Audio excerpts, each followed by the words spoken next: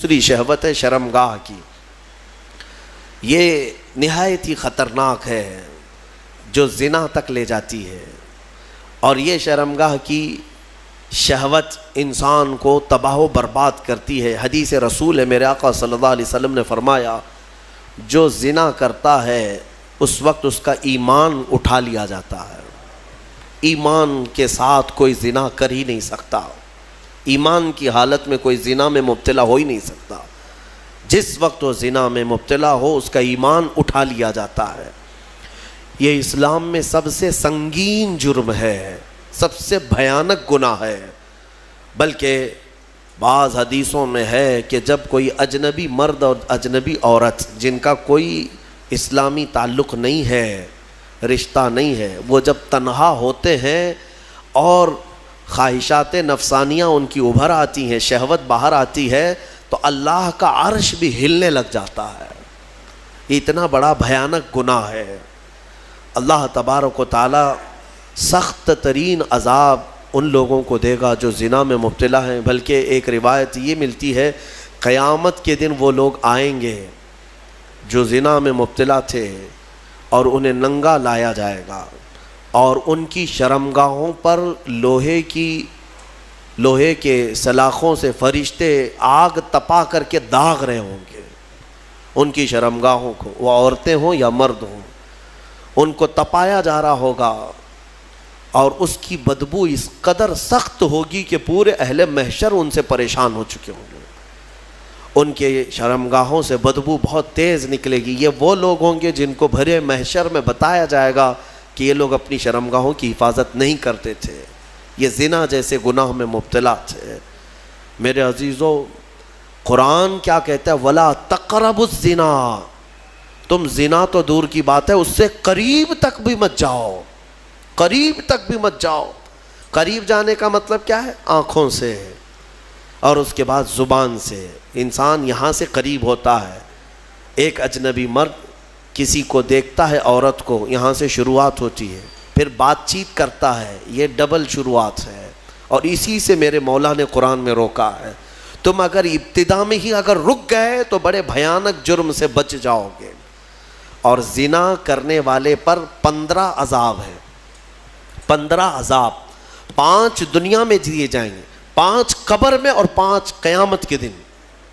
5 جو دنیا میں دیے جائیں گے وہی سخت ہیں کہ اس کے چہرے کا نور ختم کر دیا جائے گا، اس کا رزق ہٹا دیا جائے گا، اس کی اولاد سے صالح اولاد ختم کر دی جائے گی، نسل خراب ہو جائے گی.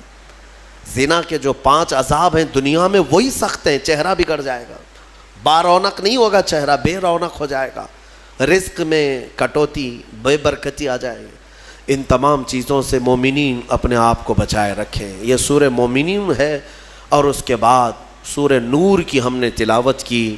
سورہ نور میں اللہ تبارک و تعالیٰ نے یہی زنا کی مذمت بیان کی. شروع کی آیتیں ہیں کہ ایک اجنبی مرد یا عورت زنا کر لیں. زنا کیا چیز ہے؟ غیر شادی شدہ مرد اور عورت کا ملنا اور اپنا جسمانی سکون حاصل کر لینا یا شہوات نفسانیہ کو پورا کر لینا، یہی زنا ہے. تنہا ہو جانا، ایک دوسرے کو چھو لینا یا ایک دوسرے کے ساتھ وقت بتانا، گزارنا، جمع کرنا، یہ زنا کے تمام مبادیات کے ساتھ ساتھ ہے. اللہ فرماتا ہے الزانیۃ والزانی فاجلدوا کل واحد منہما 100 جلدہ. مرد اور عورت دونوں جب زنا کر لیں تو اللہ فرماتا ہے 100 کوڑے مارے جائیں گے انہیں. اسلامی حکومت ہو تو 100 کوڑے مارے جائیں گے، اور سب کے سامنے مارے جائیں گے. وَلَا تَأْخُذْكُمْ بِهِمَا رَأْفَةٌ فِي دِينِ اللَّهِ إِن كُنتُمْ تُؤْمِنُونَ بِاللَّهِ وَالْيَوْمِ الْآخِرِ. مولا فرماتا ہے ان لوگوں کے بارے میں اپنے دل میں ذرا برابر بھی نرمی مت لاؤ اگر تم اللہ پر اور قیامت پر یقین رکھتے ہو. اور ان کے عذاب کو وَلْيَشْهَدْ عَذَابَهُمَا طَائِفَةٌ مِّنَ الْمُؤْمِنِينَ. ان دونوں کی سزا پر سارے مومنین کو گواہ بناؤ. سب کے سامنے یہ سزا دی جاتی ہے، لیکن یہ سزا دینا آسان بھی نہیں ہے. کوئی آ کر کے ایرا غیرہ بول دیا کہ فلاں زنا کر رہے تھے تو قاضی صاحب فوراً کوڑے مروا دیں گے یا سنسار کر دیں گے. ایسا نہیں ہے. 4 گواہ کا ہونا ضروری ہے جنہوں نے ایسا دیکھا ہو جیسے سوئی میں دھاگا پروتے ہوئے دیکھا ہو. اور چاروں جو ہے وہ شرعی گواہ ہوں، ہاں تب جا کر کے یہ زنا کا ثبوت ہوتا ہے، پھر اس کے اوپر سزائیں ہوتی ہیں۔ بہرحال یہ ایک بھیانک جرم ہے، اللہ تعالیٰ اس سے ہماری حفاظت فرمائے۔ اس میں آیت افک ہے، حضرت ام المومنین عائشہ صدیقہ رضی اللہ تعالیٰ عنہ پر بعض منافقین نے الزام لگایا تھا۔ غزوہ بنو مستلق ایک غزوہ جس میں حضور گئے تھے، ساتھ میں ام المومنین بھی گئی تھیں۔ حضور جب بھی جہاد پہ جاتے، غزوہ پر جاتے، تو کوئی نہ کوئی حضور کی ازواج مطہرات میں ساتھ میں آپ کے ہوا کرتی تھی۔ اس غزوے میں حضرت عائشہ ساتھ میں تھیں۔ واپسی میں جب رسول کریم صلی اللہ تعالیٰ علیہ وسلم مدینہ کی طرف آ رہے تھے، رات کو ایک جگہ پر قیام کیا، سب لوگوں نے قیام کیا، اور صبح ہونے سے پہلے پہلے کوچ کرنے کا حکم ہوا۔ حضور پاک صلی اللہ علیہ وسلم اپنے صحابہ سمیت کوچ کر گئے۔ ہوا یہ کہ حضرت عائشہ صدیقہ کا جو کجاوا اونٹ پر رکھا جاتا تھا، یعنی ایک پوری جھوپڑی ہوتی تھی، اسے اٹھا کر رکھا جاتا تھا، اٹھا کر کے پھر اتارا جاتا تھا زمین پر، تو وہ نیچے تھی۔ حضرت عائشہ اس میں بیٹھی نہیں تھی، ان کا ایک ہار کہیں چھوٹ گیا تھا، وہ ڈھونڈنے کے لیے نکلی تھی۔ صحابہ نے خالی کجاوا اٹھایا اور اونٹ پر رکھ دیا اور لے کر چل پڑے۔ ان کو ایسا لگا کہ ام المومنین اندر ہیں، چل پڑے۔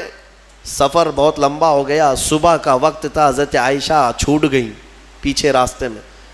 ان کا کھویا ہوا وہ جو ہار ہے اس کو تلاش رہی تھی۔ ہوتا یہ تھا کہ قافلے میں پیچھے ایک صحابی آیا کرتے تھے جو گرا ہوا سامان اٹھاتے ہوئے، کافی دور وہ چلتے رہتے تھے قافلے سے۔